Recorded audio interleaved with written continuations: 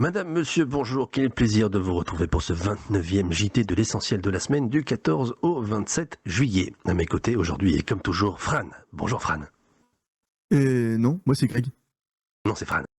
Non, c'est Greg. Aujourd'hui tu seras Fran. Fran nous manque, Greg, tu m'entends? Elle nous manque.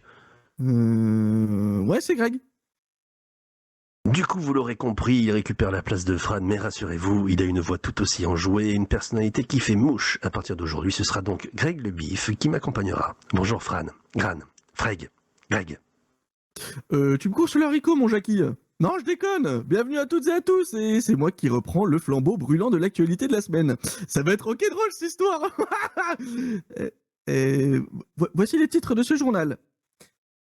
Débutons sans plus tarder avec les faits divers. De nombreux braquages ont été recensés ces 2 dernières semaines, mais aussi une prise d'otage près des échangeurs G6 qui a mené à une comparution immédiate durant laquelle nos équipes étaient invitées à tout prendre en note. Plus fraîchement, hier soir, un juge a été poignardé par un chef de gang. Nous reviendrons sur ces événements chocs de la semaine. Sécurité maintenant. De multiples opérations de police et perquisitions ont été organisées ces dernières semaines suite à des actes répétés menaçant les forces de l'ordre, mais aussi les services publics. Nous retracerons les faits de ces soirées tendues. Petit point politique concernant les dernières élections. Et oui, nous avons un nouveau gouvernement à San Andreas que nous vous présenterons avant de conclure ce JT. Et enfin, parlons peu, parlons bien, parlons événementiel, que ce soit la balade du Club Fister, la beach party du Black Cat, le concours photo, la Tataviam Race, ces derniers jours étaient riches en événements en tout genre pour vous redonner le smile et la joie de vivre sur notre splendide île.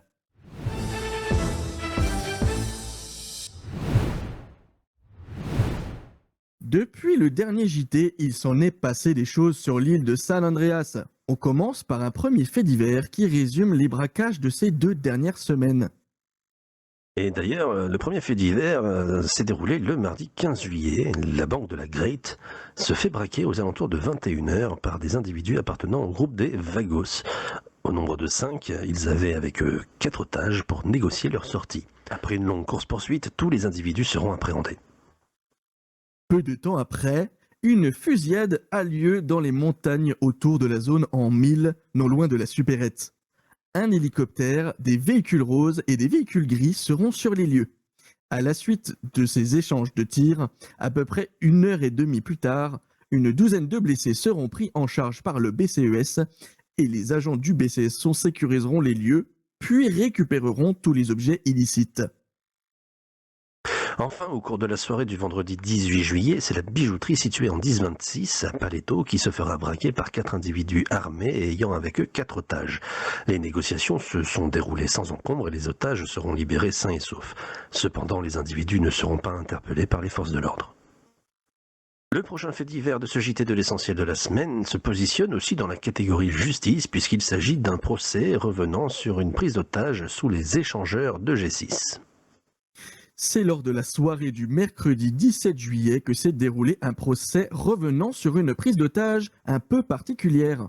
Les faits remontent à un accident survenu sous les échangeurs G6 impliquant un bison dans lequel se trouvaient plusieurs membres des Vagos qui poursuivaient un véhicule de transport de fonds.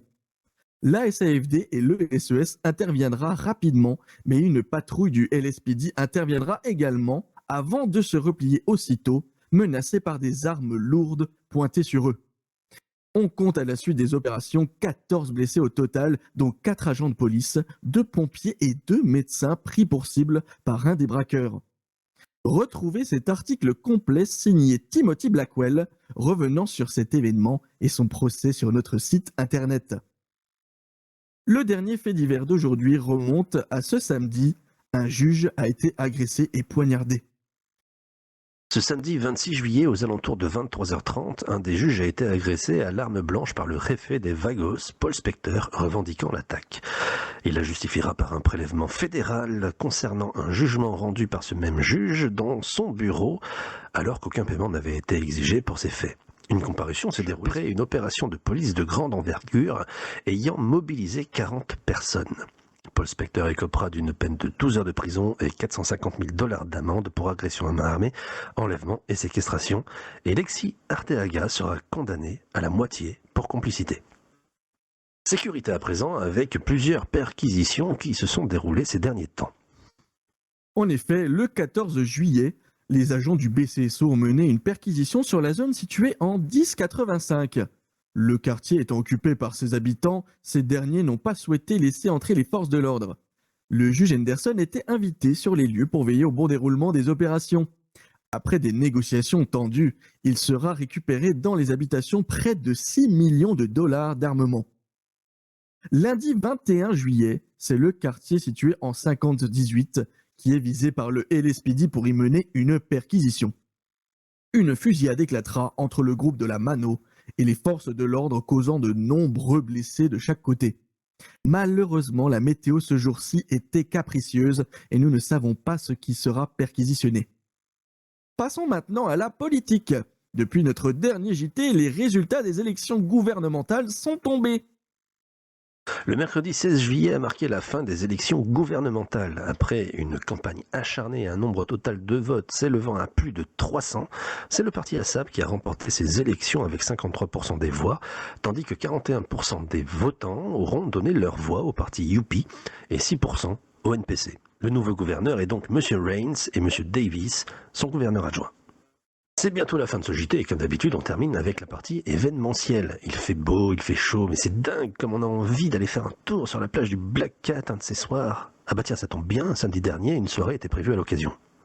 Et tout à fait, mon cher Jackie Hudson du Weasel News TV, le samedi 19 juillet à 21h, les équipes du Black Cat vous ont accueillis au bord de l'eau afin d'y passer une soirée chill et détente. Un menu spécial était disponible pour l'occasion. 2 salades bien fraîches, 2 frites, 2 desserts rafraîchissants et 2 cocktails bien frais. Ça fait beaucoup de fraîcheur, dis donc.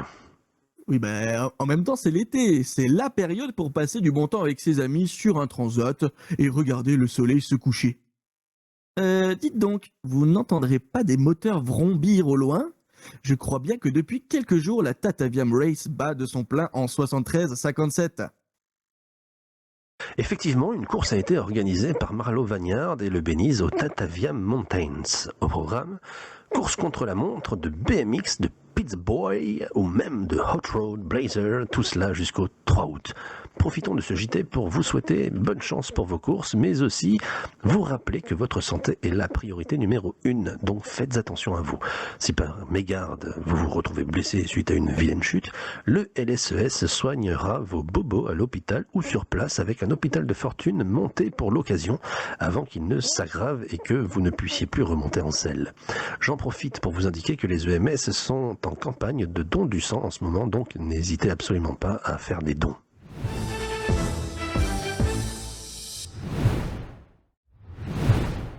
Madame, monsieur, c'est la fin de ce journal. Nous vous remercions d'avoir suivi ce numéro de l'essentiel de la semaine, ainsi que pour votre fidélité hebdomadaire. Et bien entendu, j'en profite pour souhaiter la bienvenue à Greg. Merci mon cher Jackie de me mettre dans les meilleures conditions pour tourner ce JT. C'était Greg et Jackie dans l'essentiel de la semaine. À bientôt!